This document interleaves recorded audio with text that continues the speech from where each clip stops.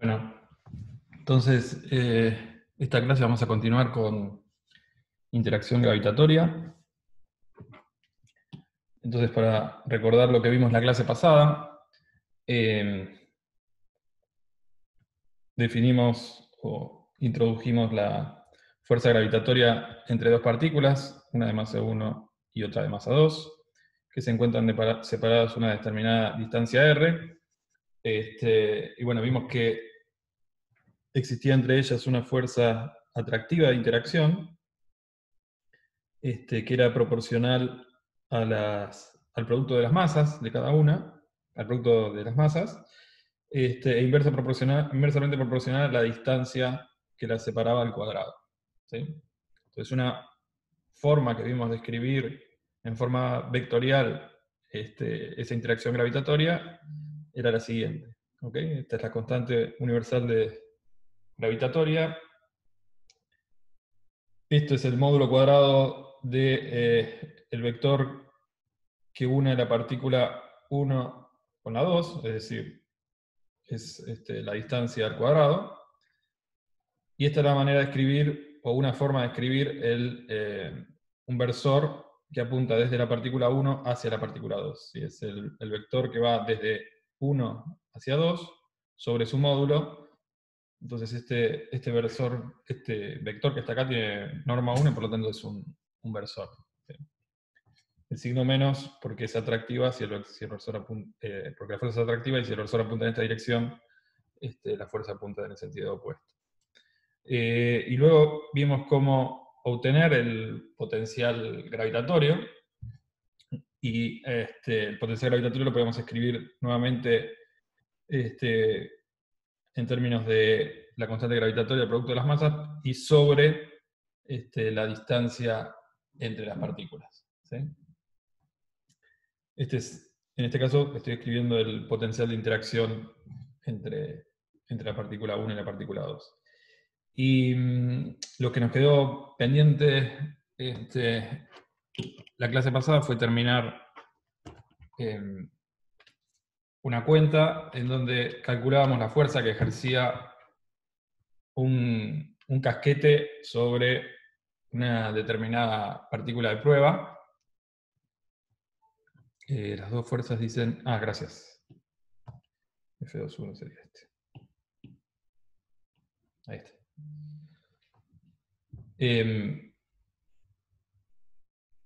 Entonces, lo que nos quedó pendiente la clase pasada fue terminar esta cuentita, que era calcular cuál es la fuerza que ejercía un casquete esférico, homogéneo, sobre una partícula de masa m localizada en alguna posición del espacio. ¿Sí? Entonces vamos a repasar un poquito esto, así lo terminamos. Casquete esférico nos referimos a una distribución de masa en superficie. ¿Sí? De vuelta, es similar a un globo, ¿ok? O sea, toda su masa se encuentra en la superficie. Entonces, lo que tendremos es una densidad de masa en superficie. ¿Sí? Es decir, la masa total de este casquete simplemente será el área total del casquete por la densidad de masa en superficie. ¿Ok? Entonces la podemos escribir en términos del radio de ese casquete como 4pi por radio cuadrado, que es el área total, por la densidad en superficie. Entonces, como vimos recién, lo que íbamos a hacer en vez de calcular la fuerza es ver cuál es el potencial que ejerce todo el casquete sobre un punto que se encuentra en esta posición. Y dado que el potencial depende de la distancia, y aplicamos el principio de superposición en el sentido de que la fuerza que siente es la suma de todas las fuerzas que ejercen cada una de las porciones con masa que componen el casquete. Entonces, fijémonos que si la partícula se encuentra a una distancia r del centro de ese casquete, toda esta porción que está acá se encontrará a la misma distancia. ¿sí? De manera que cada una de esas porciones generará el mismo potencial sobre en este punto que está acá, ¿sí? Y el potencial que genera toda esta porción de masa es simplemente toda la masa, es decir, la suma de toda la masa que hay acá es este delta M, la constante gravitatoria, la otra masita y sobre la distancia, ¿sí? Todo esto tiene la misma distancia, recuerden. Y le estamos poniendo un θ acá para decir que, bueno, estamos considerando esta porción de casquete que está referida a un determinado ángulo θ respecto de este eje, ¿sí? Entonces, la cantidad de masa que tenemos en esta región será simplemente el área, aquí, por la densidad de masa, ¿sí? ¿Cómo escribimos el área de esta región? Bueno, simplemente el radio por esta distancia que está acá, que es r por dθ, y este radio es 2pi r, este es el radio de la esfera, seno de θ, ¿ok? Este es el radio, este es el ángulo, este es r seno de θ, y tomamos todo el perímetro por esta distancia y nos da el área total, ¿ok?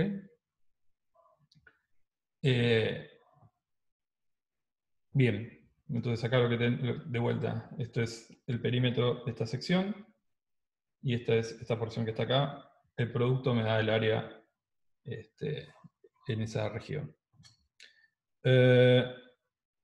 Entonces, bueno, aquí tenemos el potencial en función de la porción que estoy considerando, y si queremos considerar el potencial que ejerce todo el casquete, simplemente vamos a integrar en toda la región, ¿ok? Es decir, un ángulo entre 0 y pi. Entonces, finalmente, para hacer esa integral tenemos que escribir justamente esta distancia en términos de θ, ¿sí? Porque la distancia depende del θ que estoy considerando. Y habíamos visto que si mirábamos este triángulo que está aquí, que es podíamos relacionar la distancia r con el ángulo y el radio del casquete, ¿ok?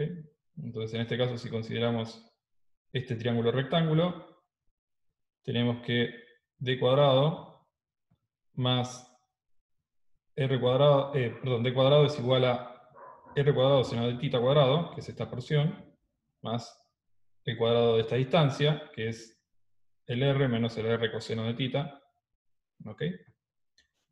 Entonces finalmente llegamos a esta expresión para la distancia en términos del ángulo.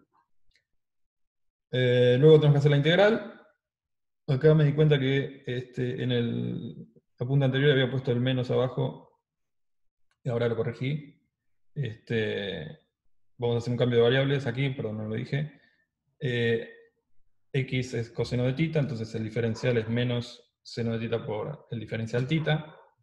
Entonces esta integral simplemente se reduce a esta en la variable x, donde los límites de integración son 0 y menos 1. Bueno, esta integral es sencilla de hacer.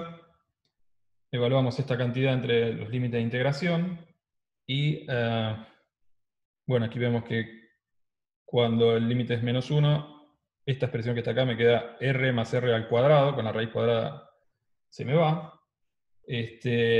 Cuando evaluamos en 1 me queda r menos r grande, o r grande menos r, pero dado que tenemos algo al cuadrado y le aplicamos la raíz cuadrada, sobrevive el término positivo y r es más grande que r chica es más grande que r grande. Entonces llegamos a esta expresión que está acá,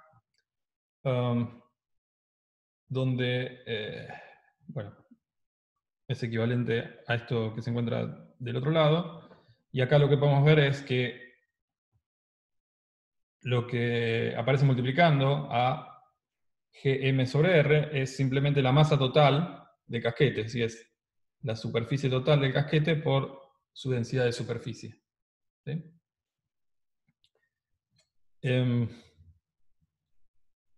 Entonces, fíjense que el resultado final es que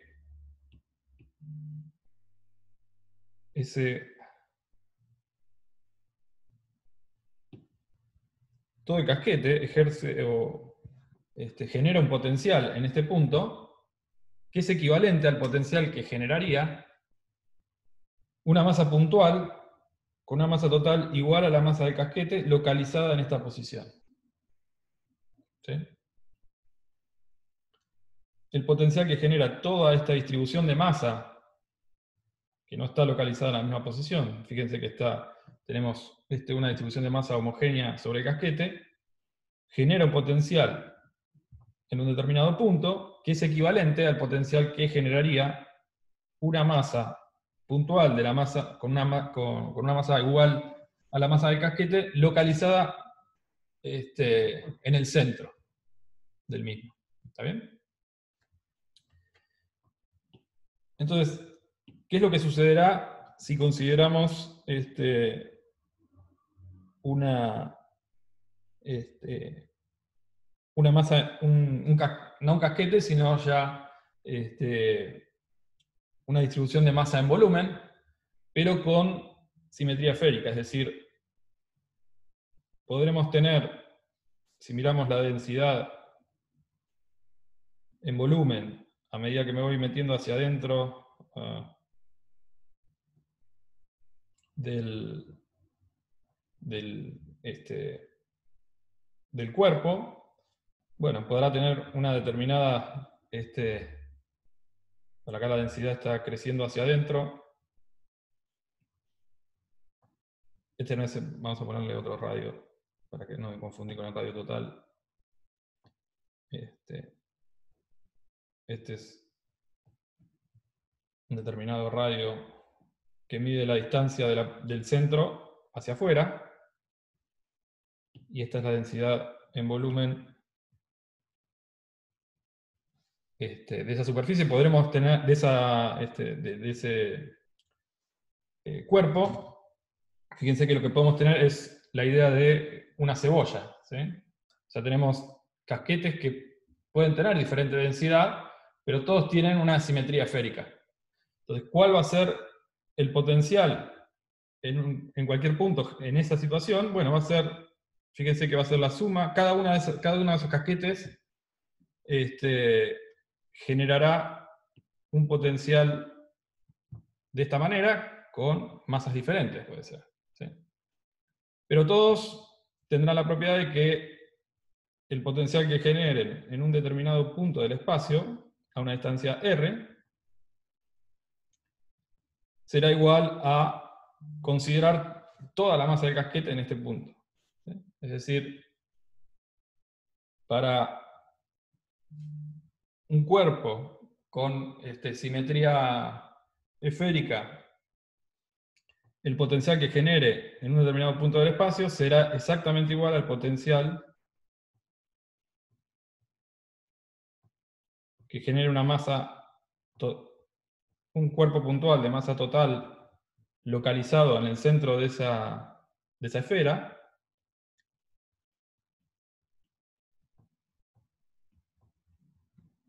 ¿sí?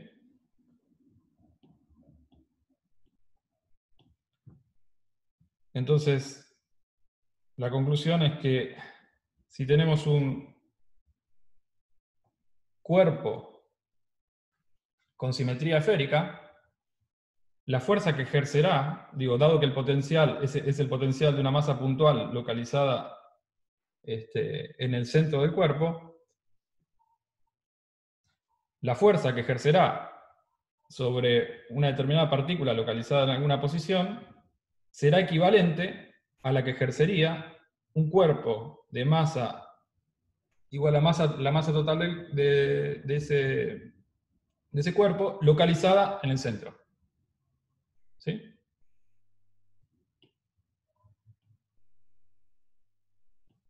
Es decir,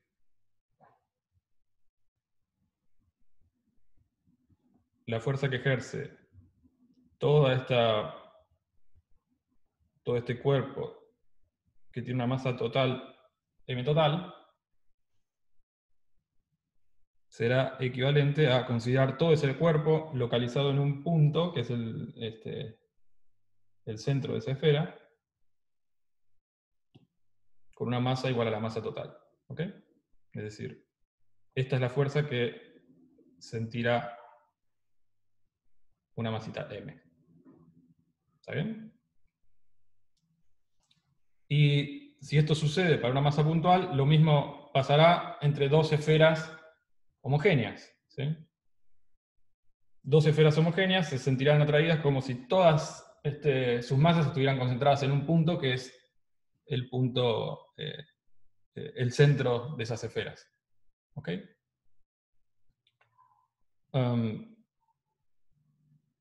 Entonces, si esta también es una esfera homogénea de masa m,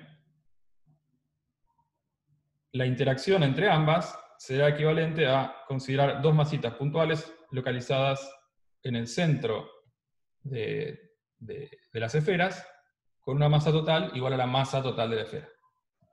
Exacto. Sí.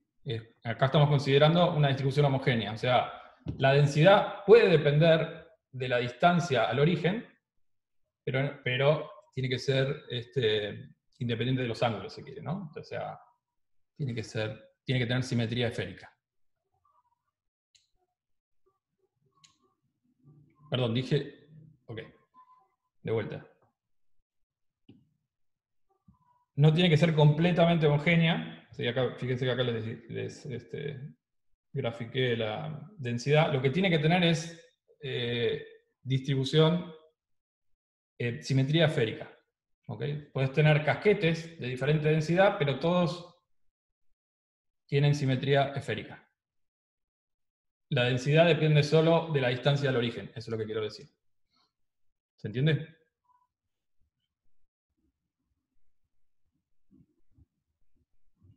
Digo, si pensamos en la Tierra, podemos pensar a la Tierra como una esfera con una densidad que simplemente varía si me voy acercando al centro de la Tierra.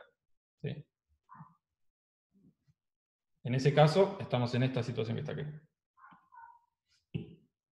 ¿Bien? O sea, tenés que tener simetría esférica. Es lo que había puesto acá, después no lo...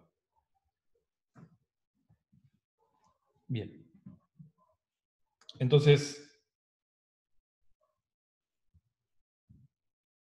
si consideramos qué es lo que pasa con un cuerpo cerca de la superficie terrestre, ahora sí podemos decir, asumiendo que la Tierra tiene esa simetría esférica, podemos decir sin problemas que si queremos calcular la fuerza entre ese cuerpo puntual y la Tierra,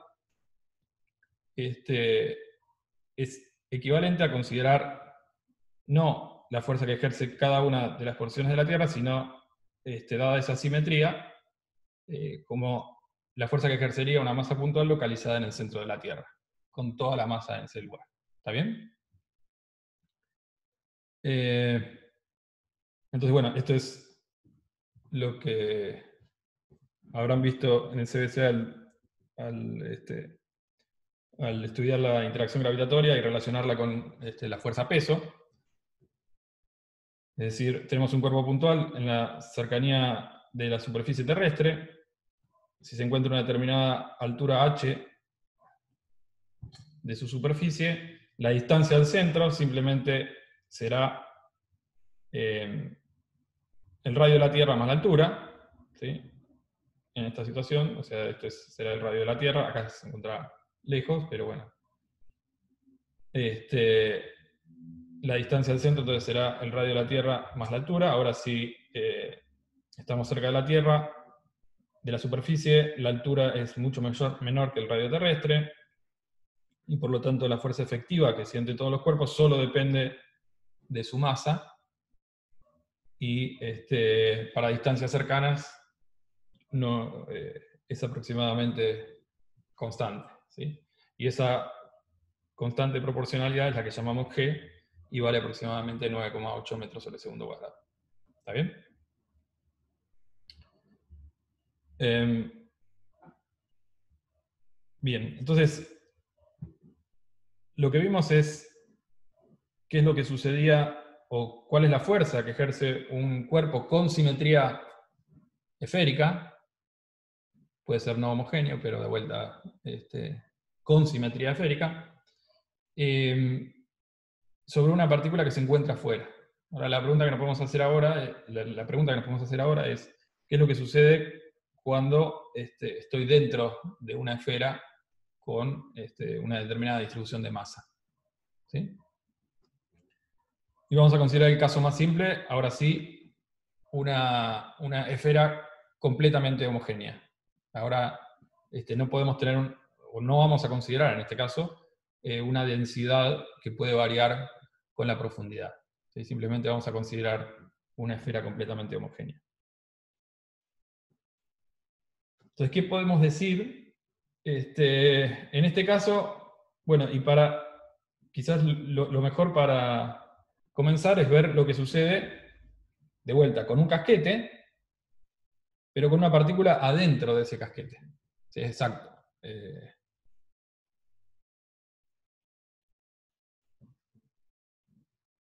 Entonces, vamos a considerar un casquete, ¿sí?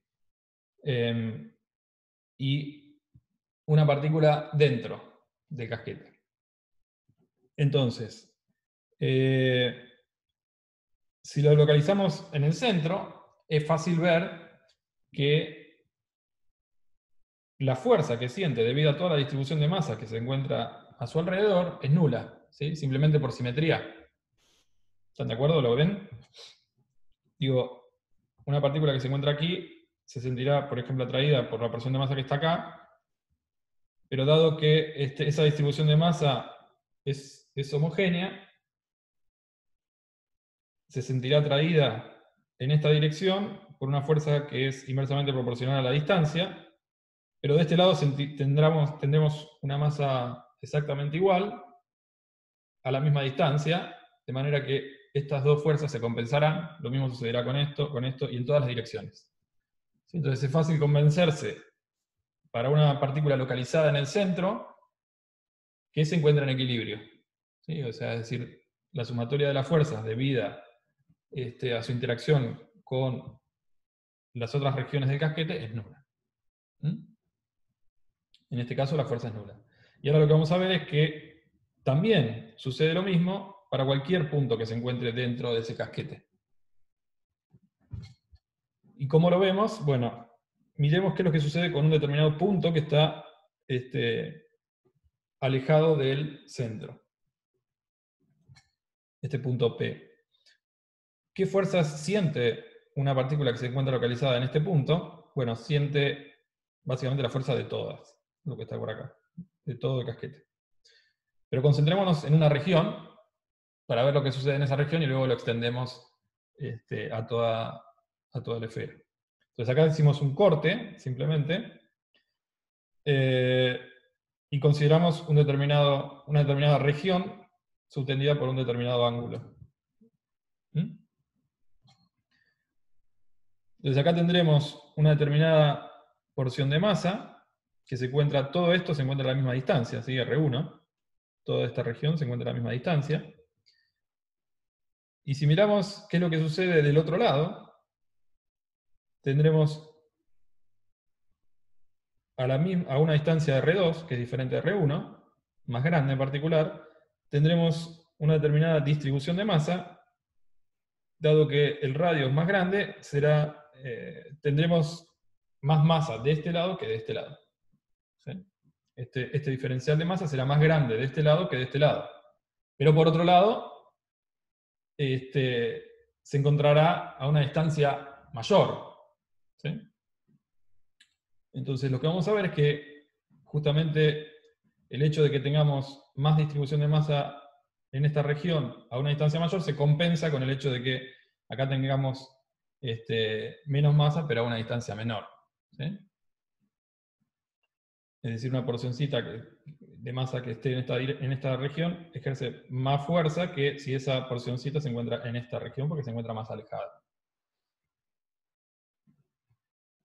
Entonces, este diferencial de masa ahora lo miramos con un determinado, en una determinada región tridimensional, ¿sí? Como en un casquete, pero miramos una determinada región tridimensional. Como dijimos, tenemos una densidad en superficie, y por lo tanto este diferencial de masa será el área por la densidad de masa en superficie. ¿Sí? Entonces fijémonos que para un determinado ángulo, dos ángulos que son los ángulos que estoy considerando para mirar esa porcioncita de masa, el área, ¿sí?, depende de cómo, o es proporcional al radio al cuadrado. El área es proporcional al radio al cuadrado, de manera que esta relación, es decir, el diferencial de masa que tendría por aquí con un diferencial de masa que se encontraría más cerca, permanece sobre el radio al cuadrado, permanece constante. ¿Se entiende esto? El hecho de que esto aumente con el radio al cuadrado, con su radio al cuadrado, hace que estas dos sea lo mismo considerarlo en la región opuesta.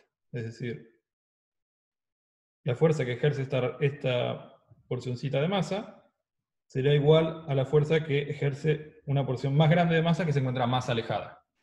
¿Okay?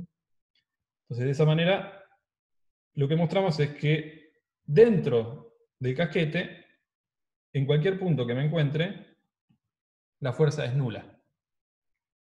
¿Sí? Tenemos un casquete con simetría esférica, y si pongo una masita en cualquier punto de su interior, no sentirá ninguna fuerza. ¿Okay? La fuerza neta será nula. Bien, entonces, ¿qué es lo que sucederá cuando tenemos una esfera maciza? ¿Sí? O sea, ¿qué es lo que sucederá si tenemos masa en toda la región? ¿Cómo podemos calcular la fuerza de una partícula que se encuentra dentro de esa región? ¿Sí?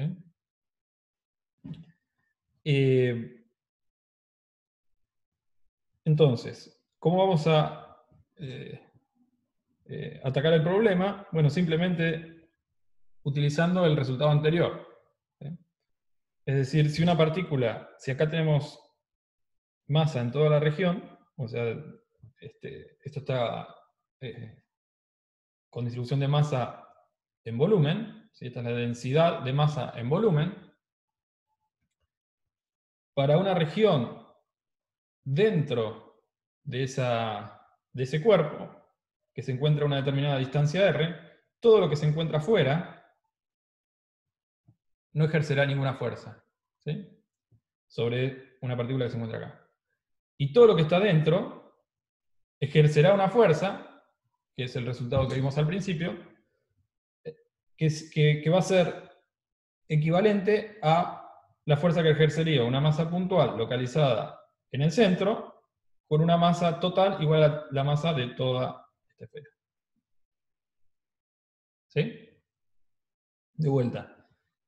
Si queremos ver la fuerza que siente una partícula dentro de esa distribución de masa en volumen,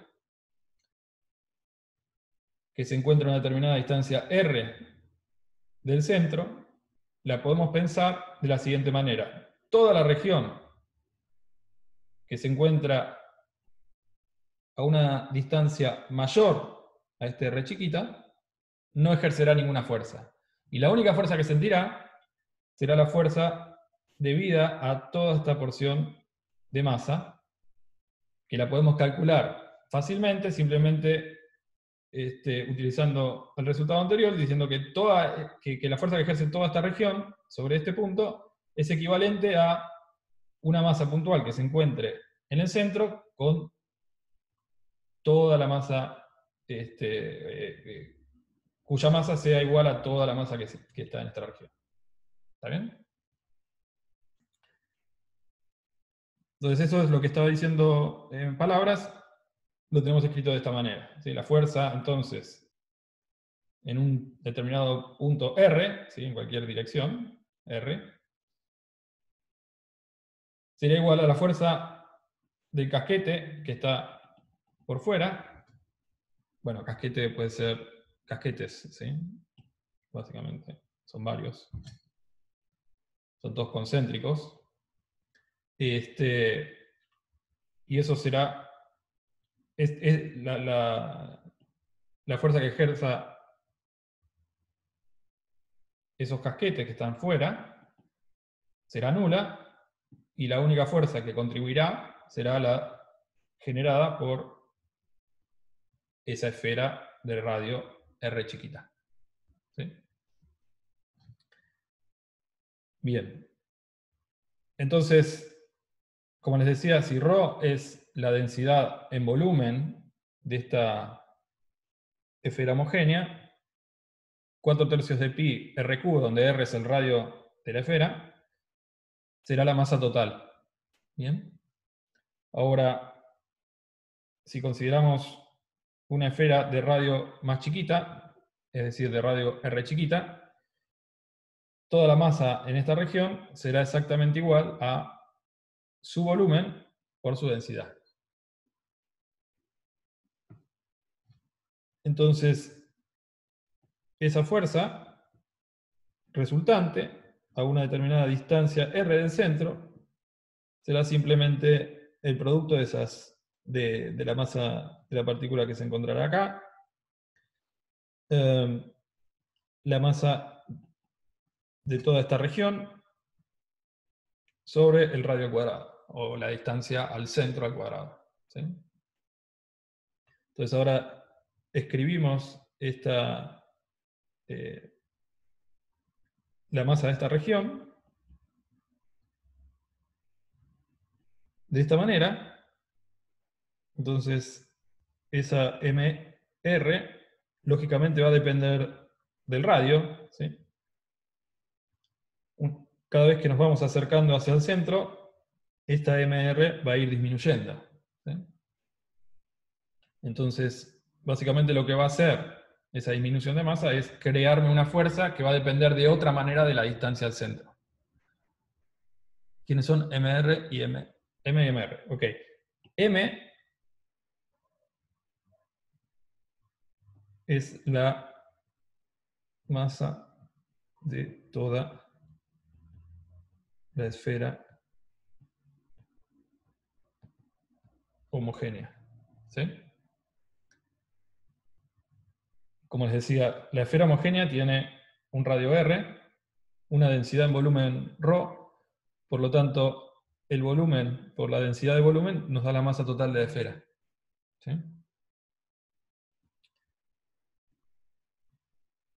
Y MR es la masa de una región dentro de la esfera de radio R chiquita. ¿Sí? Es decir, MR será, en este caso, MR será la masa de toda esta región.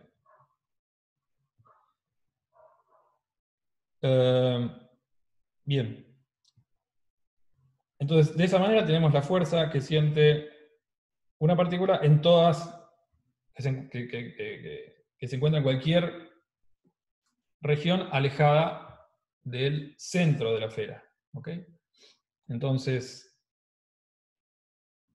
si la posición de la partícula se encuentra dentro de la esfera, dentro de esta esfera, bueno, básicamente tendremos una fuerza descripta por lo que hicimos recién. ¿Sí? Fíjense que esta MR chiquita dependía justamente de R chiquita, de esta manera, y por lo tanto la fuerza no va a ser, en este caso, inversamente proporcional a la distancia al cuadrado, al centro del casquete, sino que va a terminar siendo proporcional a la distancia. Sería la masa de la esfera menos, claro,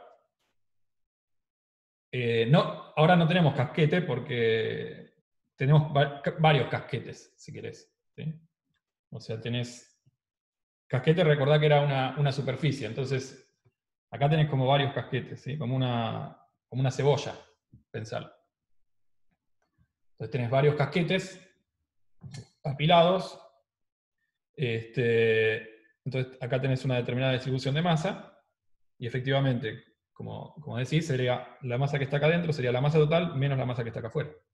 Es otra manera de decir lo mismo. Entonces, como les decía,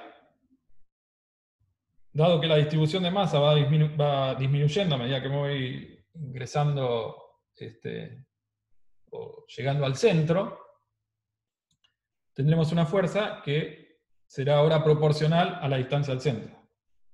¿Está bien? Entonces, para posiciones dentro de la esfera, o para distancias que se encuentran dentro de esa esfera, esta será la fuerza, y cuando la partícula se encuentra ya fuera de la esfera, bueno, tendremos la típica situación donde la fuerza decrece como la distancia al cuadrado. ¿Está bien? Entonces fíjense lo siguiente. Bueno, este es un gráfico de la fuerza. Como les decía, es lineal con la distancia al centro. Y bueno, una vez que salgo de la esfera, recuperamos la típica la interacción gravitatoria entre dos partículas. ¿Sí? Bueno, en este caso tenemos una esfera homogénea que es equivalente a la interacción entre dos partículas donde una de ellas se encuentra en el centro de la esfera. Entonces miremos qué es lo que sucedería con una partícula que se encuentre, por ejemplo, dentro de la Tierra o alguna esfera homogénea. ¿Sí? Fíjense que esta fuerza que está acá termina siendo restitutiva. ¿Sí? Tiene signo menos y es proporcional a la distancia. Es decir, cuando me alejo, la fuerza apunta hacia el centro de la esfera. ¿Sí? Entonces, fíjense que esta fuerza la podemos pensar como si existiera un resorte localizado en el centro, con una constante elástica que es Gm, la masa total, sobre el radio al cubo. ¿Okay? Entonces, ¿qué sucederá si yo hago un agujero sobre una esfera homogénea, o si hacemos un agujero, por ejemplo, sobre la Tierra, asumiendo que es una esfera homogénea? Bueno, lo que sucederá es que la partícula lo que hará es oscilar dentro del túnel este. ¿Sí? Y con un periodo que será proporcional a este. Si asumimos que la Tierra es homogénea, bueno, para la Tierra será 1 hora y media, más o menos.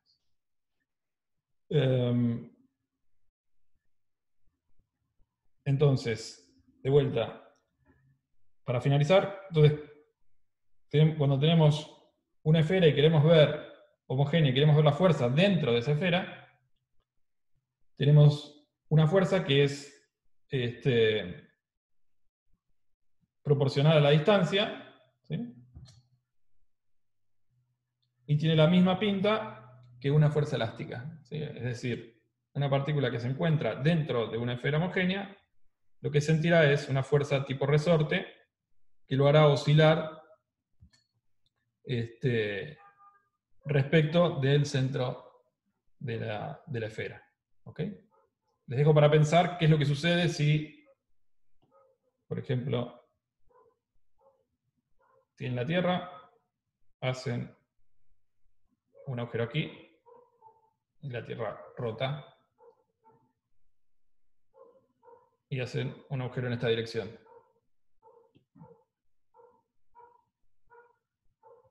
¿Ok?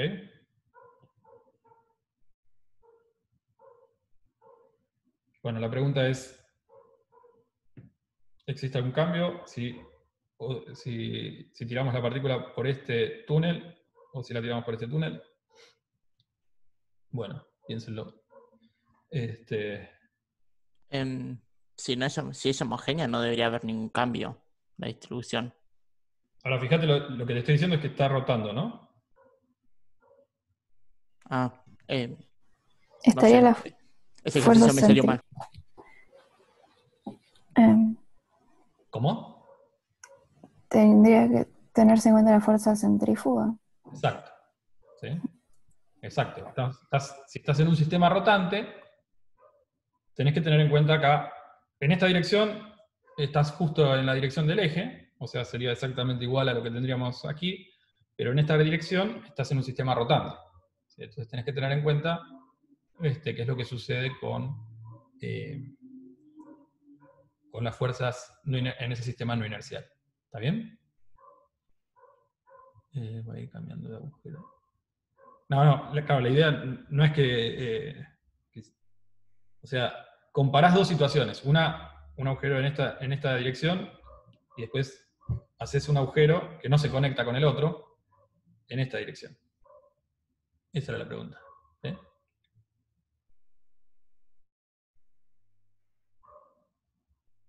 Bien.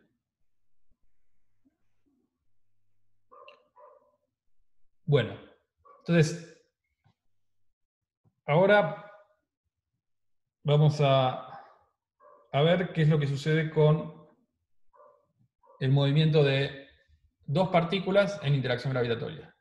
¿Sí? Entonces, como vimos, si las partículas son homogéneas, la fuerza que sienten, si dos cuerpos son homogéneos, la fuerza que sienten es equivalente a considerar dos partículas puntuales de una masa total localizada en el centro del cuerpo. Obviamente, si las partículas se encuentran bien alejadas, es equivalente a simplemente considerar partículas puntuales. Y lo que vamos a estudiar ahora es cómo obtener las órbitas de dos partículas que interactúan entre sí en forma gravitatoria. Entonces, al igual que hicimos la clase pasada, para un potencial central arbitrario, dadas las conservaciones que existen en el sistema, porque está completamente aislado, tenemos la conservación del P, que lo que nos dice es que la velocidad del centro de masa es constante, la conservación del L, bueno, en este caso porque no tenemos fuerzas externas, acá tampoco tenemos fuerzas externas, por lo tanto no hay torques externos. La conservación del L nos dice que el movimiento ocurre en un plano. La conservación de la energía mecánica ocurre porque simplemente tenemos partículas interactuando con un potencial conservativo. ¿Sí? Entonces, lo que vamos a ver es cómo a partir de analizar de consideraciones energéticas y estas conservaciones vamos a obtener la trayectoria de las partículas. ¿Sí? ¿Qué es lo que llamamos trayectoria u órbitas de las partículas? Es simplemente la posición, la trayectoria que describe. ¿Sí? Si tenemos coordenadas polares, se da la posición, el radio en función del ángulo en este caso. ¿Okay? Entonces, ¿cómo vamos a describir el sistema? Bueno, una forma bien sencilla, dadas estas simetrías, es pararnos en el sistema inercial centro de masa. ¿Okay? Entonces, si nos paramos en el sistema inercial centro de masa, la velocidad del centro de masa es nula, y si el centro de masa estuviera moviéndose, simplemente lo que tenemos que hacer es agregarle la velocidad del centro de masa. ¿Sí? Pero en principio lo que tendremos es que las partículas se moverán alrededor de un punto que es el punto centro de masa. Ese punto permanecerá fijo. ¿Sí? Y ese punto, como hemos visto, depende de la posición de las partículas. O sea que las partículas no tienen completa libertad para moverse, sino que se tienen que mover de manera de conservar la posición de ese centro de masa. Entonces la notación que vamos a usar es la siguiente. Habíamos visto que el L del centro de masa dependía de la posición relativa de las partículas y la velocidad relativa.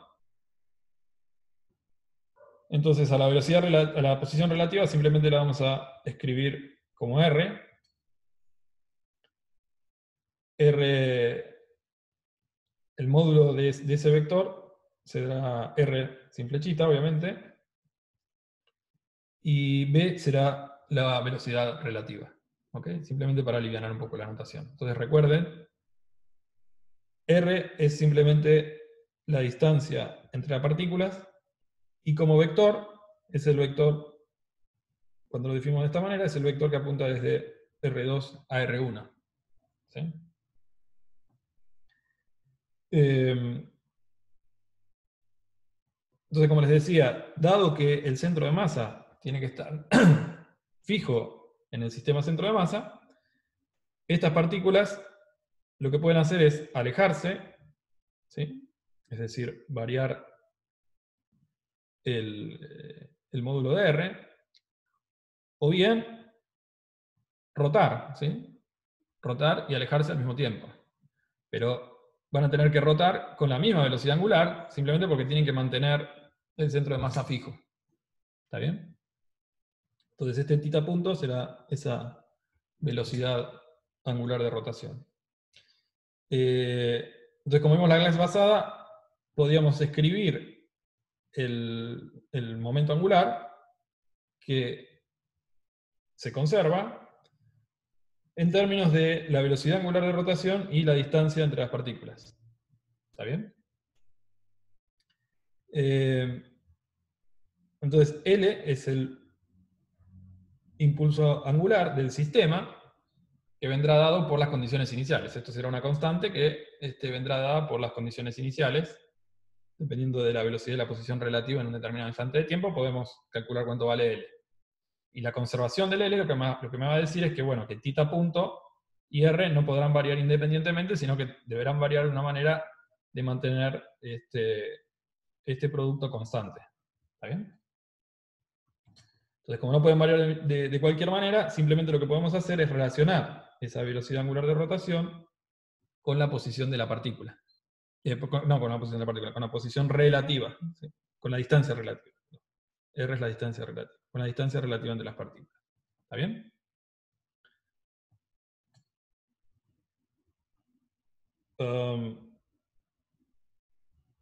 Bueno, recuerden que mu es la... ¿cómo se dice? Es la masa reducida, ¿sí? Del sistema. Entonces, de vuelta, si tenemos R de θ, tendremos la trayectoria del sistema, ¿sí? ¿Por qué? Porque, recuerden, R es la distancia entre las partículas, ¿ok?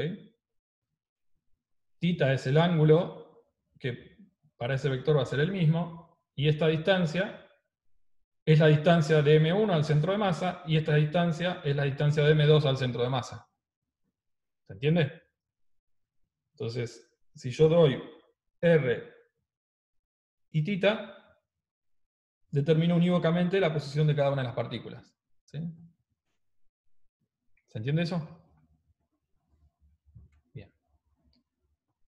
El caso más sencillo de ver es si, por ejemplo, M2 es mucho más grande que M1, entonces simplemente el centro de masa estará básicamente localizado en M2, y R simplemente será la distancia o la posición de la partícula 1.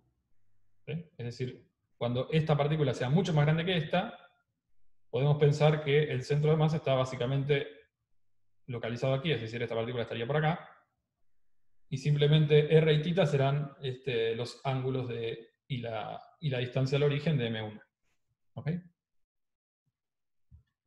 Bueno, entonces, vimos que en la clase pasada que en el sistema inercial centro de masa, la energía mecánica del sistema la podíamos escribir como la masa reducida por esa velocidad al cuadrado. ¿Ok? La velocidad relativa al cuadrado. Más el potencial, ¿sí? Que el potencial simplemente depende de la distancia relativa entre las partículas, y ese potencial es el potencial gravitatorio. ¿Ok?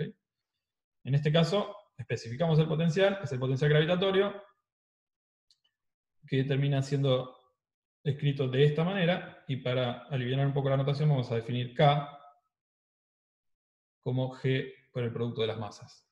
¿Sí? Entonces, este es mi energía mecánica. Recuerdan, como vimos la clase pasada, podíamos escribir la energía cinética utilizando la conservación del impulso angular. Y finalmente lo que teníamos es un problema que se reduce a un problema de un cuerpo y unidimensional.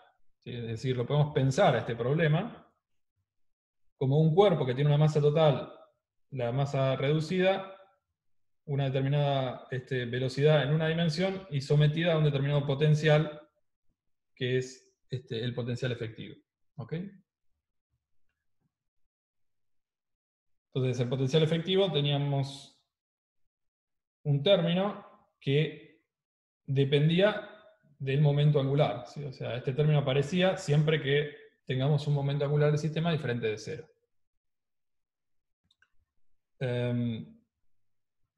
Y si graficamos el potencial efectivo en términos de la distancia entre las partículas, habíamos visto que es la suma de este término más este término, lo que nos da es una curva de este estilo.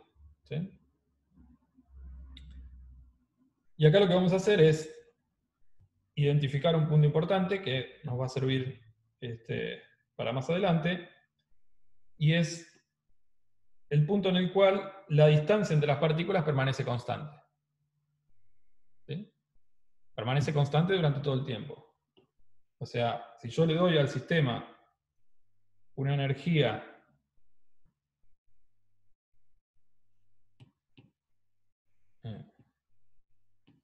si le doy al sistema una energía por aquí, una energía mecánica por acá, ¿sí?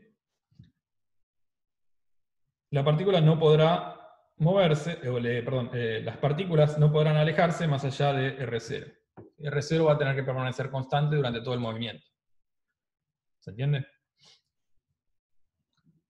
Si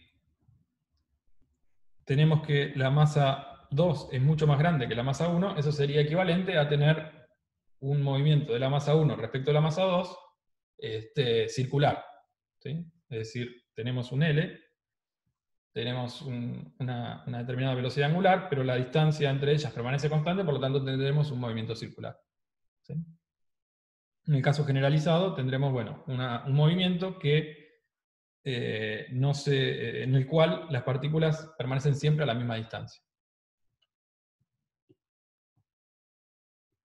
Entonces vamos a identificar cuál es la energía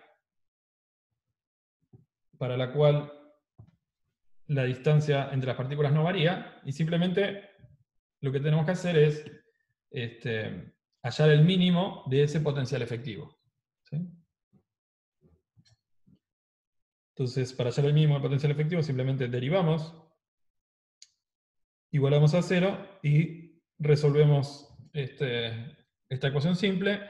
Lo que nos da es que ese R0, esa distancia, obviamente va a depender del impulso angular y de las otras constantes del problema, como la masa reducida y la constante gravitatoria.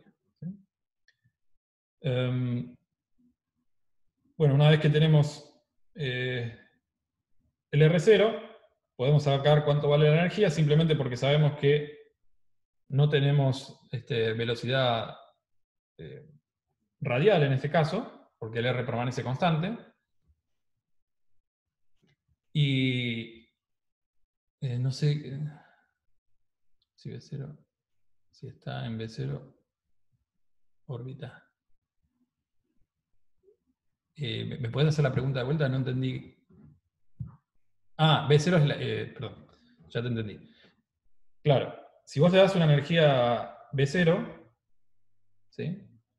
Me estás preguntando por la situación en que esta masa es más grande que esta, supongo, ¿no? Bueno, empecemos con esa y después. Si esta masa es más grande que esta, básicamente lo que tenés es que la masa 1 orbita alrededor de la masa 2.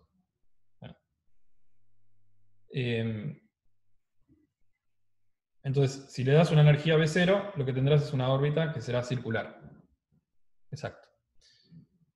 Si son iguales, tendrás que ambas van a orbitar, si las masas son iguales, ambas van a orbitar alrededor del centro de masa con una órbita circular también, porque no varía la distancia entre ellas. Y el centro de masa se encuentra justo en el centro del sistema. Entonces, si las masas son iguales, las partículas orbitarán alrededor del centro de masa, ¿sí? Esta distancia será igual a esta distancia, porque las partículas son iguales, y toda esta distancia es R0. ¿Ok? Entonces, orbitarán alrededor del centro de masa, ¿sí? Con un radio de cada una que será R0 sobre 2. Si las masas son diferentes, bueno, tendremos órbitas alrededor del centro de masa, de manera tal que la distancia entre las partículas permanece constante. ¿Está bien?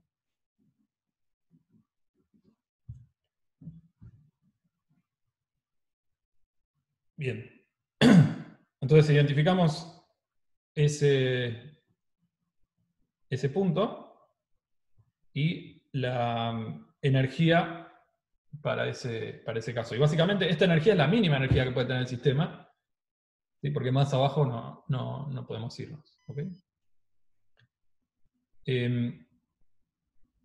Entonces, lo que vamos a hacer ahora es analizar qué es lo que sucede o ver o tratar de deducir cuáles son las órbitas posibles. ¿Sí? Bueno, depende de la energía que le des. O sea, puedes cambiar la órbita, puedes que no orbiten más. Dependerá mucho de la energía.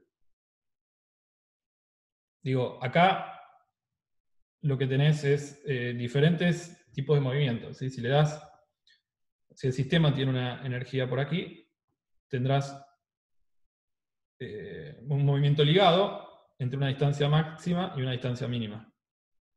¿Sí? Una energía por acá, esa distancia será diferente. Cuando le des una energía 0, bueno, ahí ya no tendrás un movimiento ligado y de ahí para arriba tampoco tendrás un movimiento ligado. ¿Está bien? Bueno, ahora eso lo vamos a ver ahora. Sí, esperen un cachito que ya lo vamos a ver.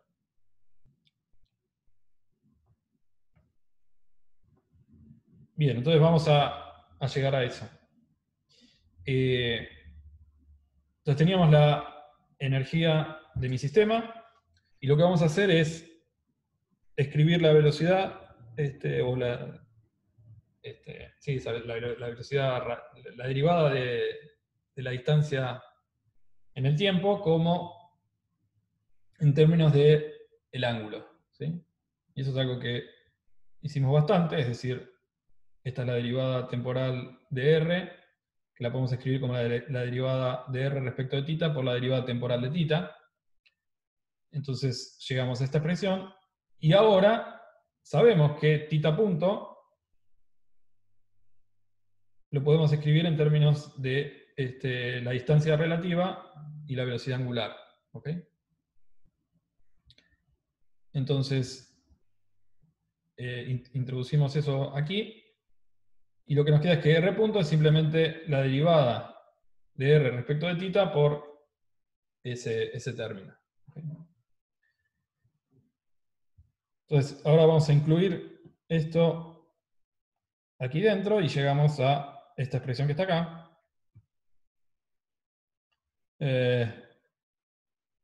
Para ir de aquí a aquí, lo único que hacemos es simplemente notar que esto es exactamente equivalente a esto que está acá. O sea, derivar 1 sobre R es equivalente a poner 1 sobre R cuadrado, la derivada de R respecto de θ. Y ahora vamos a hacer un pequeño cambio de variable, llamamos U a 1 sobre R. Entonces, aquí lo que tendremos es simplemente la derivada de U. Acá tendremos U cuadrado y acá tenemos K por U. ¿Okay? Y bueno, acá vamos a reagrupar un poco los términos en este paso. Y ahora lo que vamos a hacer es un cambio de variable, ¿sí? Vamos a llamar, digo, de acá agrupamos, y acá agrupamos nuevamente esta parte que está aquí. ¿Sí? Acá lo que hacemos es, acá tenemos u cuadrado menos algo por u, y eso lo podemos escribir como u menos esto al cuadrado, siempre que le restemos el cuadrado de esta cantidad que no aparece, y por eso aparece de este lado. ¿Está bien? Entonces ahora sí, dada esta expresión que está acá, hacemos este cambio de variable. Fíjense que lo único que depende de θ es u, toda esta parte no depende de θ, es una constante, por lo tanto cuando derive va a ser 0. Y en términos de r, simplemente es esto que está acá. ¿Está bien? Entonces ahora sí, y otra cosa es, definimos esta constante que está acá, es a cuadrado. Fíjense que es a cuadrado es todo esto que está acá. Y si utilizamos la expresión para B0, podemos ver que toda esta cantidad que está acá, B0 es, perdón que voy para atrás, B0 es la energía en ese punto donde el potencial es mínimo, ¿sí? El mínimo de potencial efectivo. Entonces fíjense que lo escribí como A al cuadrado, simplemente porque esto es una cantidad positiva. Es la energía menos B0. B0 es el mínimo de potencial, entonces toda esta cantidad tiene que ser positiva. Y bueno, llegamos a esta expresión bien simple, ¿sí?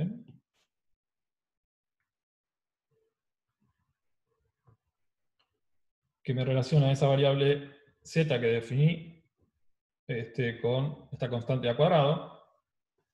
Y esto tiene una solución bien sencilla, ¿sí? Fíjense que si lo miran con cariño parece como una...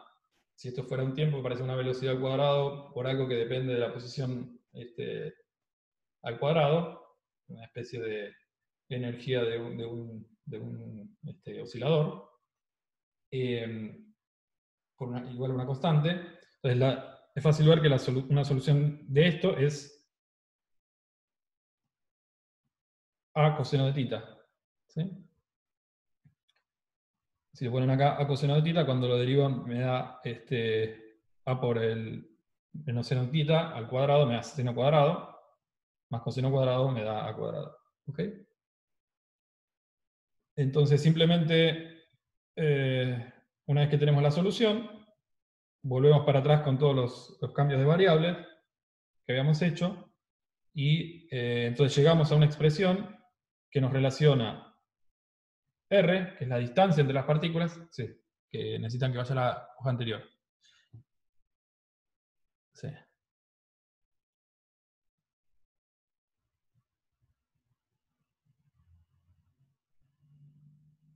Bien.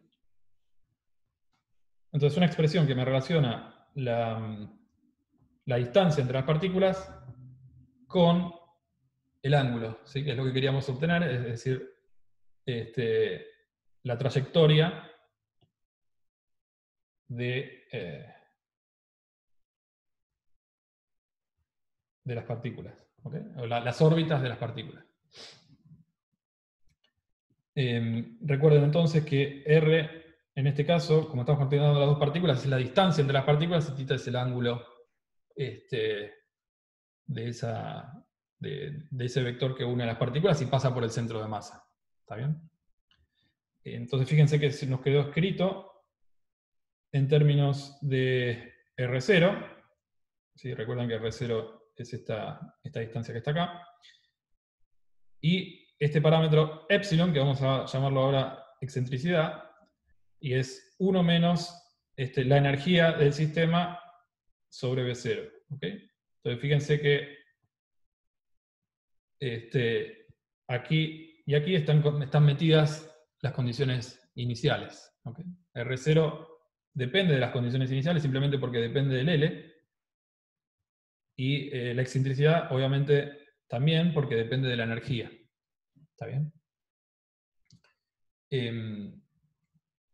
Entonces, fíjense que la solución es consistente con lo que decíamos antes, es decir, si le doy una energía que es exactamente igual a B0, tendremos que este parámetro epsilon es igual a 0, ¿sí? Y lo que nos dice es que R es igual a R0, ¿ok? Básicamente lo que se nos está diciendo es que el sistema se moverá de forma tal que la distancia entre las partículas permanece constante, es decir, orbitará alrededor del centro de masa con una distancia que permanece constante. Si una partícula es más grande, mucho más grande que la otra, básicamente la otra lo que realizará alrededor de la más grande será un movimiento circular y uniforme. ¿Sí? Mientras que si la energía es menor a 0, tendremos movimientos ligados. ¿Okay? Entonces, vamos a analizar el caso más simple, que es cuando una de las dos masas es mucho más grande. Hay letras que tienen más fórmulas, me pego un mareo. En una letra hay fórmulas y dentro de esa... ¿A cuál te referís? A ver, decime.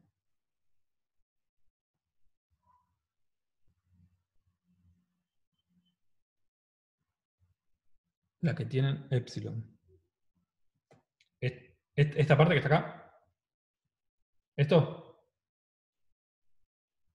Bien.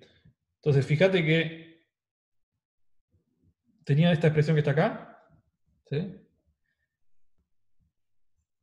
Digo, después de todos los cambios de variables que hice, llegué a esto que está aquí. ¿Okay? Ahora simplemente lo que hice fue pasar esto dividiendo y multiplicando de arriba. Y de esa manera llegué a esto. ¿Estamos? Entonces ahora digo, este parámetro que está acá, digo que es epsilon. Y esto es básicamente R0, porque ya lo había calculado antes, lo dejé escrito acá. Fíjate que esto que está acá es exactamente igual al R0 que había calculado antes. Entonces directamente lo llamo R0. Y este epsilon que está acá, lo definí como un parámetro epsilon. A era una constante que había definido antes, que es esta que está acá. ¿Sí? Y entonces puedo reescribir todo esto que está acá en términos de las constantes que había definido antes, de esta manera. Entonces ahora fíjate que tenés dos parámetros, este y este, que dependen de las condiciones iniciales, es decir, L y la energía. ¿Está bien? Es decir, si querés puedes poner así.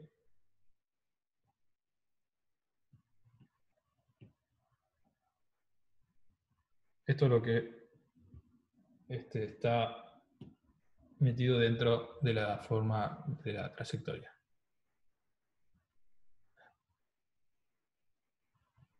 Bien.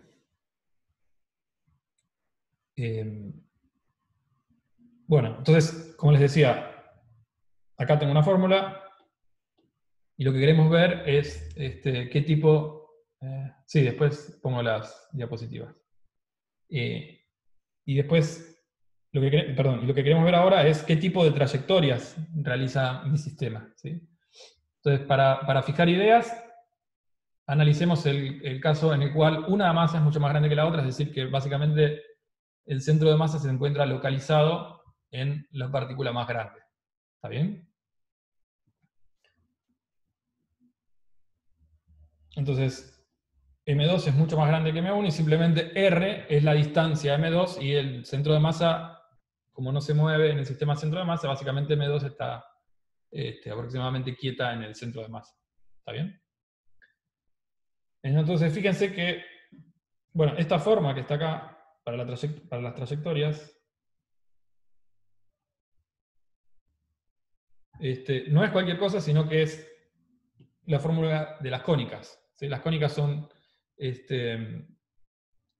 curvas que se forman simplemente tomando un cono de un determinado ángulo, perdón, ángulo por acá, y que es interceptado por planos. ¿Sí? Este es un plano que tiene un ángulo de 90 grados, y la intersección entre el plano y el cono es un círculo. ¿Sí?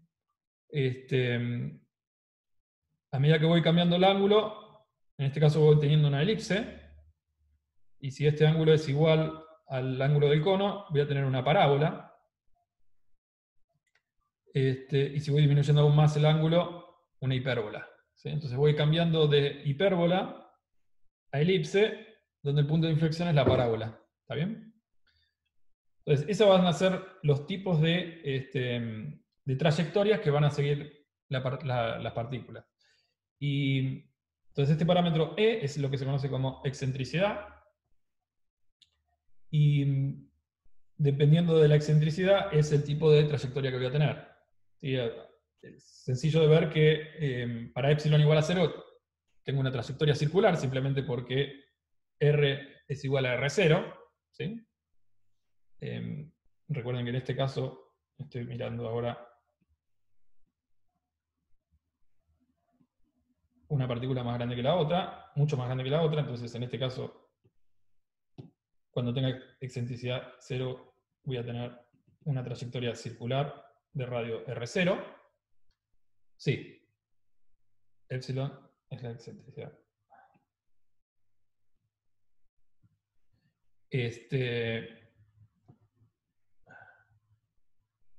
Entonces, fíjense que epsilon igual a 0, básicamente equivale a, como les decía antes, una energía que es igual a B0. Una energía igual a B0 tendré una trayectoria circular de la otra partícula. Para energías menores a 0, todas estas regiones, a medida que una única energía me da la trayectoria circular. Si aumento la energía, lo que voy a tener es, ahora vamos a ver, son movimientos elípticos. ¿Sí? O sea, van a ser trayectorias ligadas, donde la órbita es una elipse. Son elipses, diferentes elipses. El punto de inflexión es cuando la energía es 0, y ahí lo que voy a tener es un movimiento parabólico que va a ser no ligado.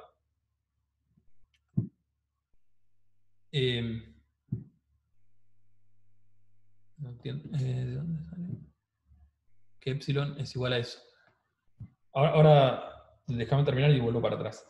Y entonces, cuando le doy la energía más grande, es positiva, lo que voy a tener es un movimiento no ligado, pero del tipo hiperbólico. ¿Sí?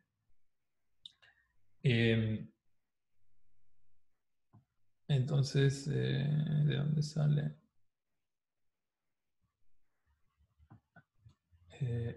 1 menos... ok. Esto sale o sea, llegamos a esta expresión que está aquí. ¿Sí? Y acá lo que tenés es una constante que está multiplicando al coseno del θ. A esto lo llamamos epsilon. ¿Sí? Entonces, esto es epsilon, por lo tanto es esto que está acá. Y ahora, A yo lo había definido como esta cantidad que está acá. ¿Sí? Que en términos de este potencial B0, o la energía potencial B0 que había obtenido antes, la podemos escribir así.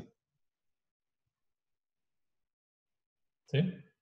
Y por lo tanto, cuando vuelvo para acá, llego a que epsilon es exactamente igual a esta cantidad que está acá. ¿Se entiende? Bien. Y si el potencial es de la forma 1 sobre R y la energía es 0, tengo una parábola, porque creo que el movimiento... Claro, cuando la energía es 0, tenés un movimiento que es no ligado. Y la trayectoria es una parábola. Es decir, tenés una situación en la cual se acerca a la partícula y luego se aleja. Después vamos a ver bien eso. Ahora quería concentrarme en las trayectorias, perdón, en las órbitas cerradas. ¿Qué es eso? Claro, lo que es una parábola es la trayectoria del cuerpo, sí. Digo, tenés las trayectorias que son no ligadas, son del tipo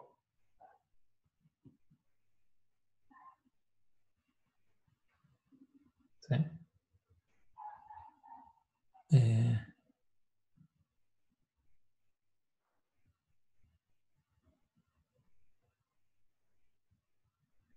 ¿Cómo pasa epsilon mayor a 0 si es grande? Espera, me pasa el chat y no lo llego a leer. ¿Cómo pasa que es mayor a 0 si es mayor a 0? B0 sería negativa. Entonces, claro. O sea, en este caso, ¿por qué decís, o sea, me decís, ¿por qué epsilon es mayor a 1? B0 es negativo, ¿sí? Entonces todo esto es positivo. Y bueno, eso.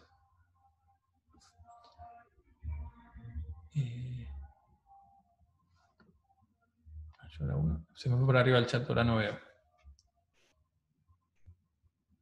Ok, se están respondiendo. Bien, creo que no hay más. Entonces,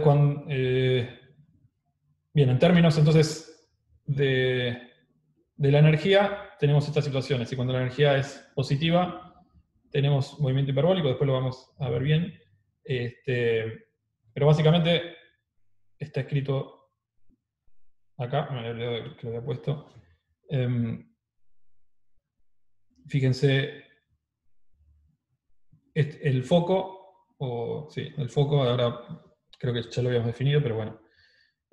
Acá se encuentra, si quieren, la partícula más masiva, que es M2. En este caso estamos en ese límite de M mucho más grande que la otra. Epsilon igual a 0, lo que tenemos es trayectoria circular. Cuando la excentricidad aumenta, lo que tenemos son elipses. ¿Sí?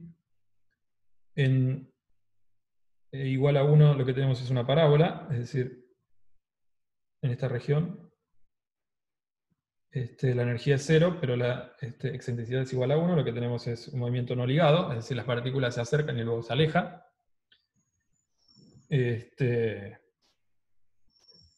Y lo mismo, acá tenemos una excentricidad mayor, y lo que tenemos ahí es también un movimiento que no es no ligado, pero la forma de la trayectoria tiene que ver con una hipérbola. ¿Está bien? Entonces estas son las situaciones para este problema que estamos analizando. ¿Ok? Entonces, miremos que esto es digo, para excentricidades menor a 1, esto es una elipse. Entonces recordamos que la elipse entonces es una curva que la podemos definir de una manera tal que tenemos dos focos, F1 y F2, y la suma de las distancias de todos los puntos es igual a 2 veces una constante que es básicamente el semieje mayor. El semieje mayor es la distancia del centro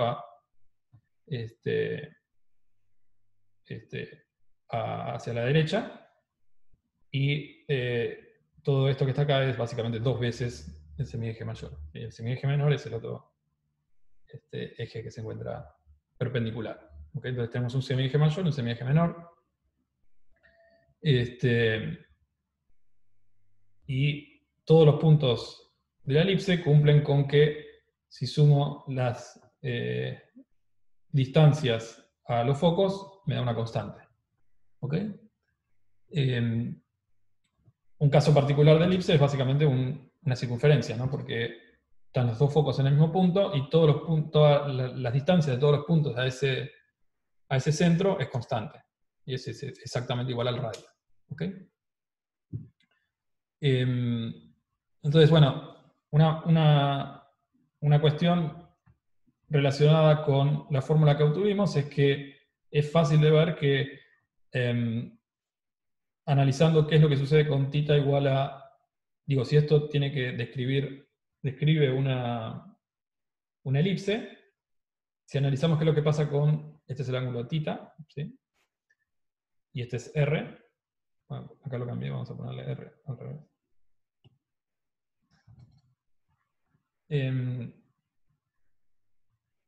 Entonces, lo que les decía, si esto nos describe la elipse, epsilon, es fácil de ver que está relacionado con la distancia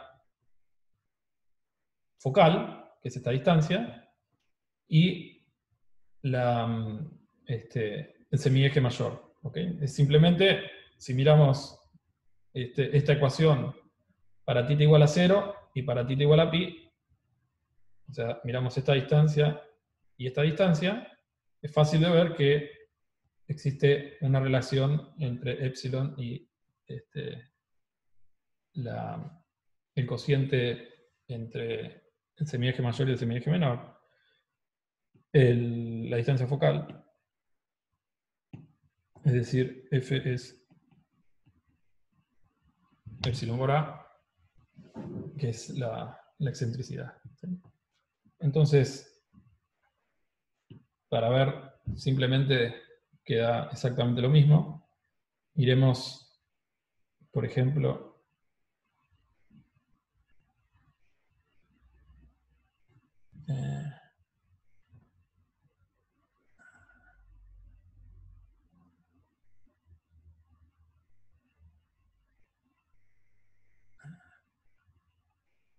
dos cuerpos aislados, sí. No sé, bueno. Entonces tenemos los focos, ¿sí? Y vamos a tomar dos puntos, perdón, un punto por aquí, ¿sí? Y miremos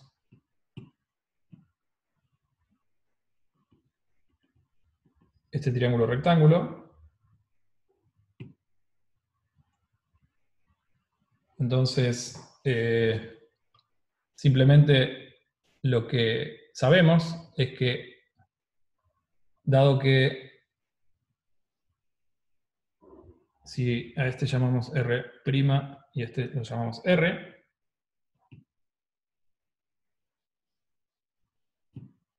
R' cuadrado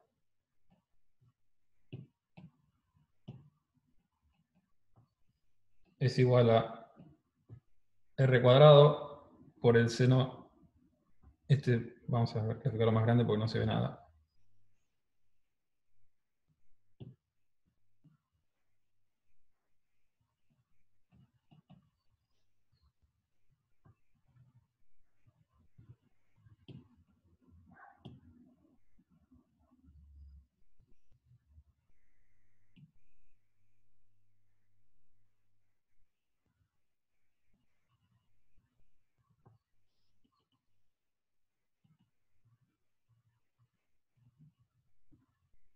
Entonces, lo que decía es, si este es R',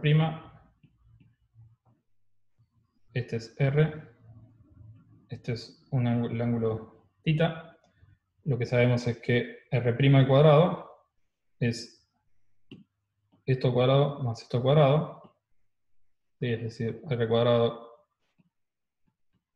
seno cuadrado de θ más esta distancia que es 2AB. ¿Sí? Es la distancia entre los focos, ¿sí? Recordando que esta distancia es E por A, la distancia entre los focos es simplemente 2A por E, por epsilon.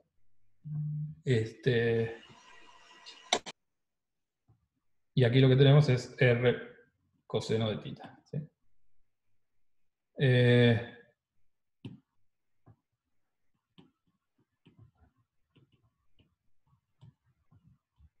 Entonces, esa es la relación para el triángulo rectángulo este que definimos aquí.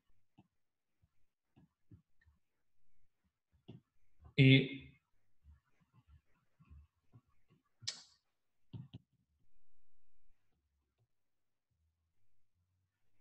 simplemente expandiendo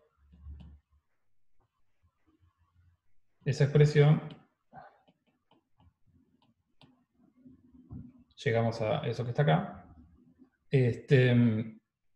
Y otra condición que sabemos que se cumple, dado que es una elipse, es que R más R', es igual a 2A, por lo tanto, esto al cuadrado es igual a esto al cuadrado. ¿Sí? Digo, esta es la definición de la elipse. Entonces,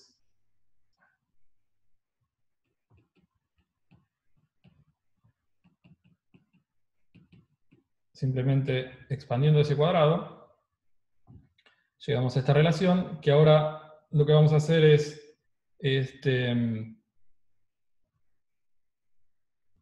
simplemente reescribirla utilizando que R'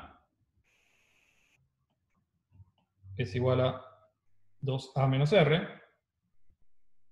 ¿Sí? Dado que R más R' es 2A, entonces R' es 2A menos R. Entonces nos queda 2R, 2A menos R. Y R' cuadrado lo voy a escribir en términos de esta expresión que está acá.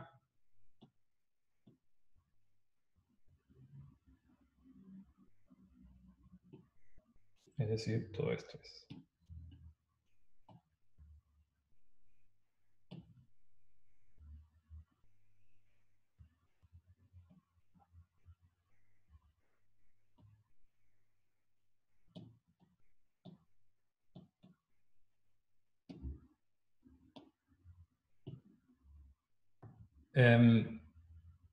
Y esto tiene que ser igual a 4A cuadrado, que me he olvidado de ponerlo.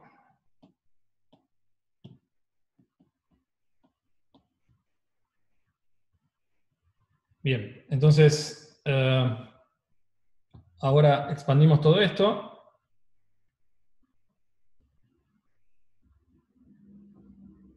Que acá me faltó más. Sí.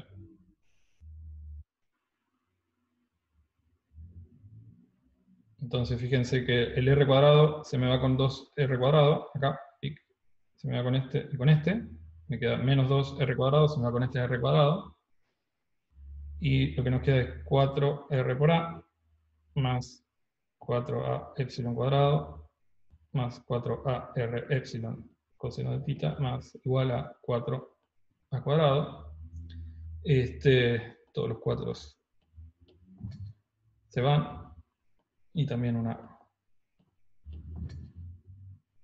Entonces de acá lo que llegamos es que R es igual a A por 1 menos epsilon cuadrado sobre 1 más epsilon coseno de tita. ¿Sí? Que es similar a esta expresión que está acá. Y ahora entonces, para finalizar, simplemente podemos ver lo siguiente, y es que si tenemos los dos focos ahí,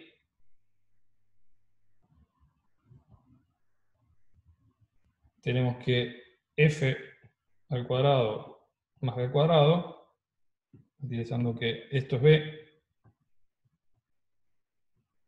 esto es f, y esto tiene que ser a, ¿sí? Porque esta distancia es exactamente igual a esta distancia, y recuerden que R más R' tiene que ser igual a 2A, entonces esto es A.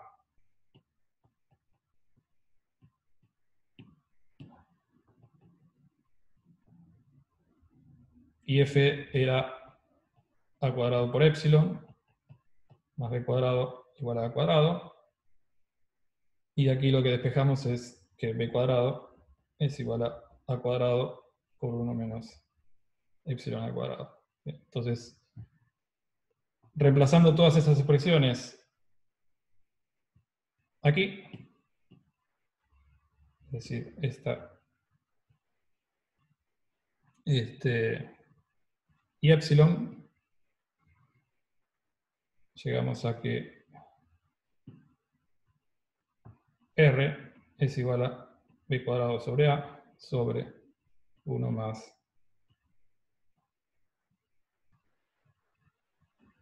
¿Sí? Simplemente lo que les mostraba es que esta expresión que está acá, ¿sí?, representa, o es equivalente a, representa una elipse. ¿Sí? Entonces, tenemos, recuerden, semieje mayor, semieje menor, y en este caso, como estamos analizando una partícula mucho más grande que la otra, una partícula, la partícula más grande localizada en uno de los focos, y la otra orbita alrededor de ese foco. ¿Sí? Entonces, vamos a ver ahora cómo, a partir de estas ideas, recuperar la tercera ley de Kepler. ¿Sí? O sea, habíamos visto que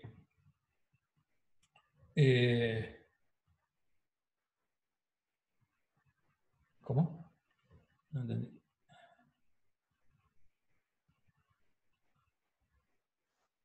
La cuadrado, tenés A cuadrado acá. ¿Sí? Y con este A, acá tenés un A. Entonces, pasás el A dividiendo y te queda A por 1 menos epsilon. ¿Eso era? Me parece que se refiere a la R debajo del resultado que tenés una F. F. Pero arriba. Acá, no sé dónde.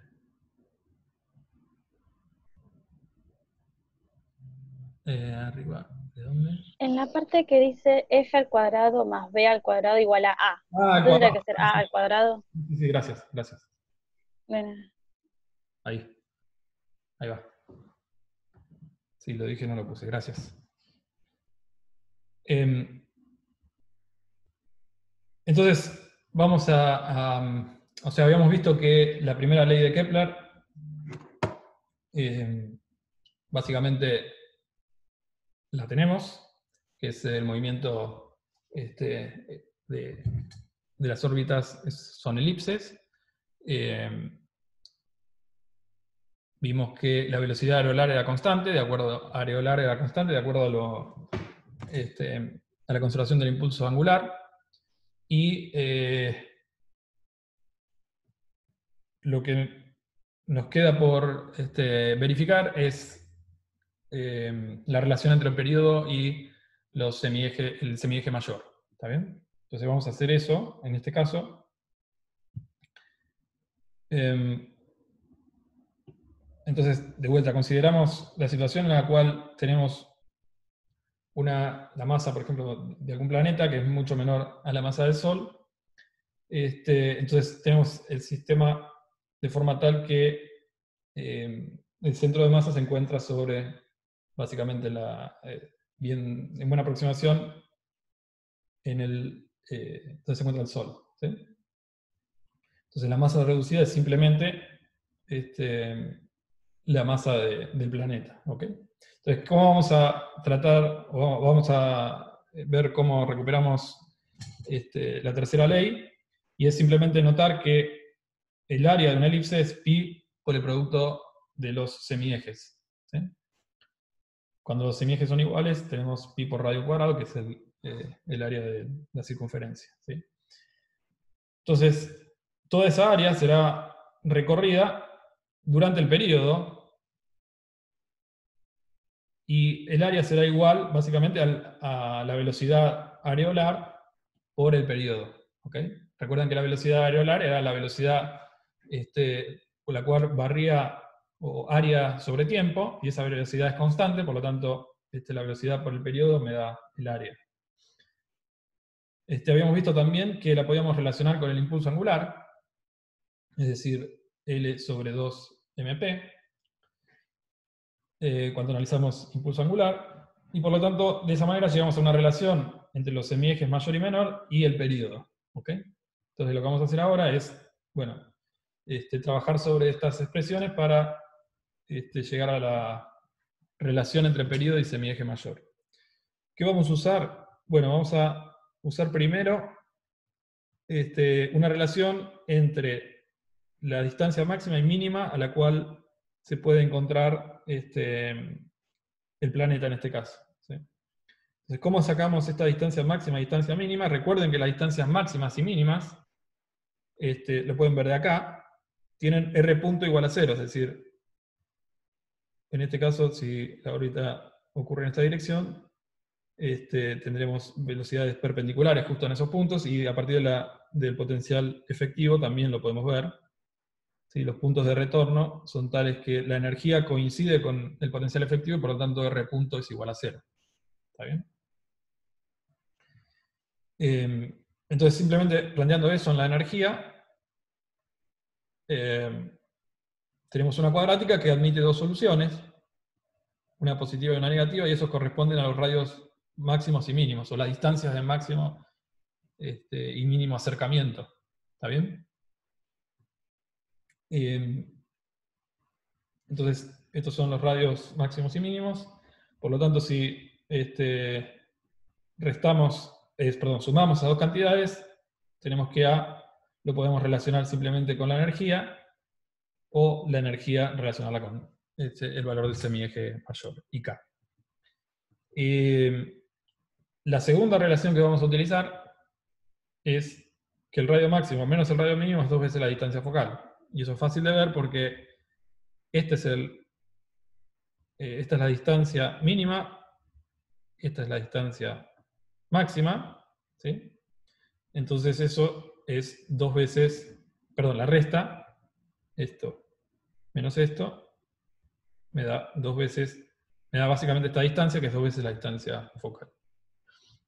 Y habíamos visto que la distancia focal está relacionada con los semiejes mayor. Si mirábamos este punto, por ejemplo, este punto tiene la misma distancia que este, y tiene que ser igual a 2a, por lo tanto este tiene que ser a, y este triángulo rectángulo es tal que f cuadrado más b cuadrado es a cuadrado. ¿Sí? Entonces, a partir de la resta entre las distancias máximas y mínimas, obtenemos el valor de f, y luego, introduciendo esto aquí, obtenemos el valor de E en términos de la energía. ¿Sí? Entonces, fíjense que ahora ya tenemos el valor de B en términos de la energía, y la energía en términos del semieje mayor. ¿Okay? Entonces, con esta ecuación vamos a relacionar, ya me queda relacionado todo en términos de semieje mayor y periodo. ¿Okay? Bueno, es simplemente introducir el valor de B aquí.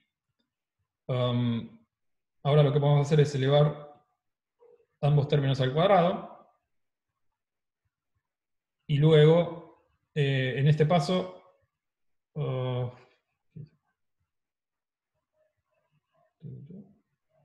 reemplazamos la relación entre la energía y el semieje mayor, ¿sí? Que era lo que habíamos obtenido antes. Entonces, donde dice energía, vamos a reemplazarlo por el semieje mayor, y lo que obtenemos es que me aparece el semieje mayor al cubo, y finalmente obtenemos la relación entre los periodos, que habíamos visto que la tercera ley de Kepler nos decía que esta cantidad era igual para todos los planetas. Fíjense que acá no estoy poniendo ningún planeta en particular, y lo que nos da es que tiene que ver simplemente con la constante gravitatoria de la masa solar, y esto vale para todos los planetas siempre que obviamente esté en esa situación en la cual una masa es mucho más grande que la otra. ¿Está bien? Para atrás, ahí.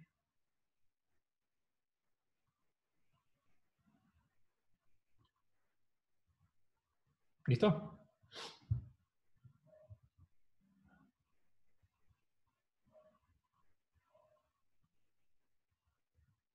Entonces, a partir de plantear fuerza gravitatoria y la energía, perdón, el potencial gravitatorio, la energía y la conservación del impulso angular, pudimos resolver el problema para dos cuerpos en interacción gravitatoria, es decir, obtener las trayectorias. Si queremos obtener la trayectoria en función del tiempo, bueno, tenemos que introducir además o resolver las ecuaciones de Newton. Entonces, ahora analizamos el caso más sencillo, que era un cuerpo mucho más masivo que el otro. Y ahora, ¿qué sucede cuando tenemos los cuerpos con masas similares? Bueno, lo que habíamos visto era que si estamos en el sistema centro de masa, lo que va a suceder es que una partícula va a... se van a mover las partículas de manera tal que el centro de masa permanezca constante, ¿sí? O sea, que no se mueva el centro de masa en el tiempo. Es decir, si una de las partículas realiza este movimiento, ¿ok?, respecto del centro de masa, la otra partícula, cuando ésta se encuentre en esta posición, tendrá que encontrarse en esta posición de manera que el centro de masa permanezca constante. Y cuando esta se encuentre por aquí, la otra se encontrará acá, de manera que el centro de masa permanezca constante. ¿Ok? Y entonces, básicamente lo que tenemos es la expresión de antes para las trayectorias, ¿sí?, donde R básicamente es la distancia entre las partículas y θ es un determinado ángulo. ¿Ok? Entonces tenemos este problema completamente resuelto para dos masas, dos cuerpos de masa diferente, ¿sí? Es decir, tenemos el R, cómo varía su longitud y cómo varía en ángulo. La cola de una R será una partícula y el frente tendrá que ver con la posición de la otra partícula, ¿sí? Lo único que podrá hacer el sistema entonces es básicamente rotar alrededor del centro de masa, extendiendo o comprimiendo la longitud de variando la longitud entre las partículas, ¿sí? Entonces, miremos eso, a ver si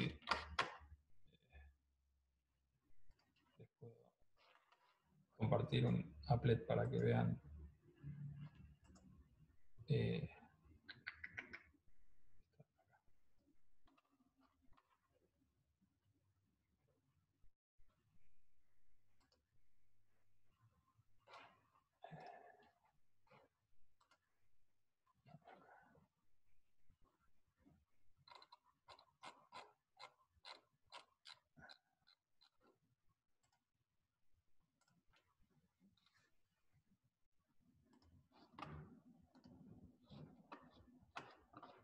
¿Se ve algo o no?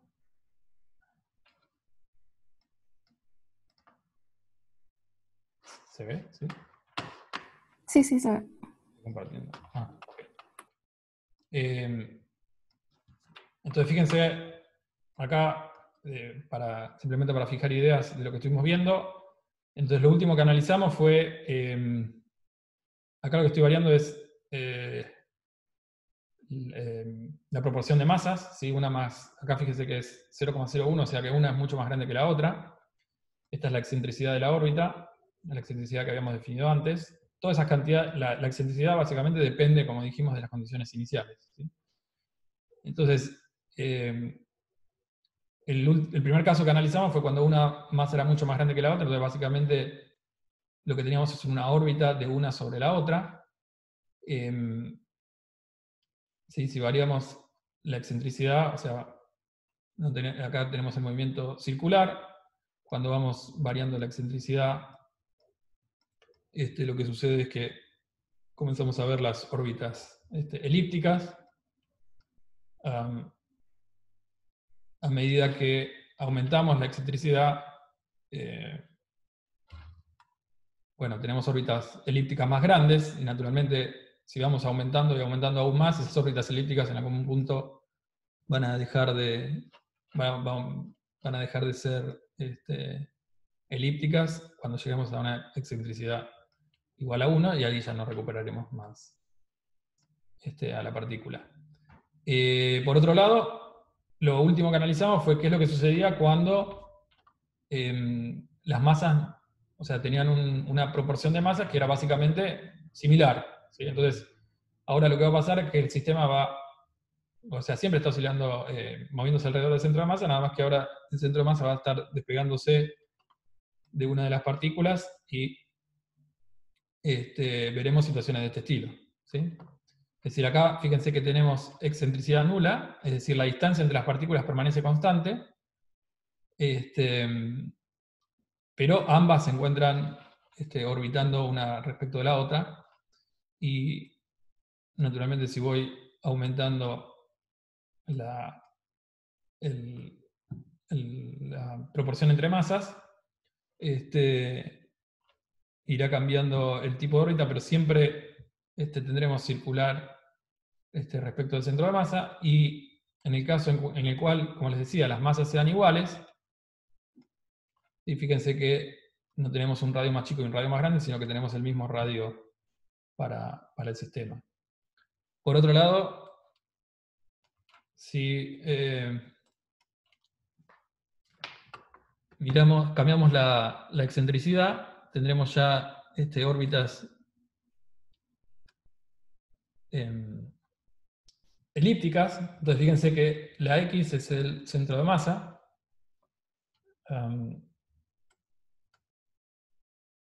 Entonces tendremos situaciones por el estilo. Fíjense, además, como estamos mirando dinámica acá también, fíjense cómo cambia la velocidad a medida que, o cuando me voy acercando, ¿no?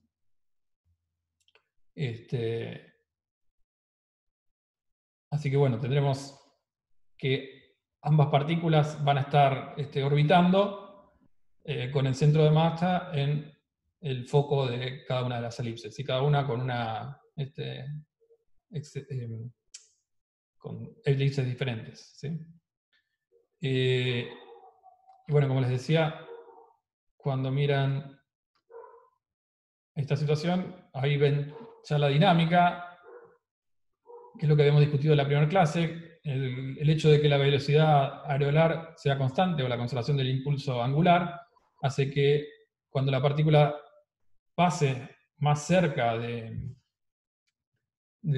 Sol, o lo que fuera, en este caso, se mueva más rápido que cuando se encuentra lejos. ¿Okay? Claro, depende de qué le llamás colisionar, ¿no? O sea, colisionar, lo que habíamos visto antes era que interactuaban. Era una interacción, una colisión antes. Le llamamos choque a ese tipo de interacción, no que se pegue una con respecto a la otra. Para que se pegue una con respecto a la otra, bueno, tendrá que haber alguna relación entre los radios de los cuerpos, ¿sí? Si son puntuales, solo pueden chocar si no tenés básicamente impulso angular, ¿no?